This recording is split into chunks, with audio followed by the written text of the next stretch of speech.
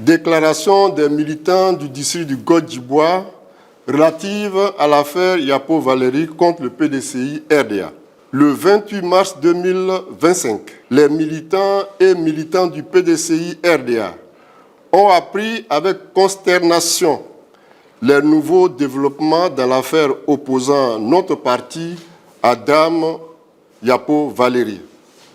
En effet, Dame Yapo Valéry avait saisi le juge des référés du tribunal de première instance d'Abidjan-Plateau pour obtenir la suspension de la décision du conseil de discipline qui avait prononcé son exclusion temporaire du PDCI RDA.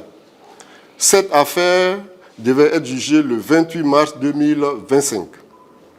Dans l'intervalle, le président Tidjane Thiam, dans la continuité de l'esprit de dialogue et de paix prôné par ses prédécesseurs, les présidents Oufoué Boigny et Henri Konan Bédié de vénérée mémoire, a décidé, en date du 26 mars 2025, de la levée de toutes les sanctions frappant les militants du PDCI RDA, y compris Dame Yapo Valéry. Cette décision sage et courageuse, prise dans un souci de favoriser la paix et la cohésion au sein de notre parti, a été saluée par tous les militants et toutes les militantes. Cependant, lors de l'audience du 28 mars 2025, Dame Yapo Valéry a radicalement modifié sa requête initiale pour désormais demander au juge ce qui suit. 1. Constater que le litige pendant au fond met en cause la légalité d'ordre public du président Tidjane Thiam à la tête du PDCI et donc de toutes les instances décisionnaires mises en place par celui-ci. Ordonner en conséquence la suspension provisoire des activités de tous les organes décisionnaires du PDCI mis en place par le président Thiam, ainsi que celle de ce dernier à la tête du parti, et ce, jusqu'à ce qu'il soit statué sur le fond de la contestation. Dire que, dans l'intervalle, et pour éviter le trouble à l'ordre public et le risque certain de troubles dans le fonctionnement, les activités du parti seront dirigées par un administrateur provisoire. Au regard de ces nouvelles demandes, nous constatons que les véritables intentions de Dame Yapo Valéry n'ont jamais été d'obtenir sa réintégration, mais au contraire de déstabiliser le PDCI RDA. C'est pourquoi nous, militants et militants du PDCI RDA du district du Godjibois, 1.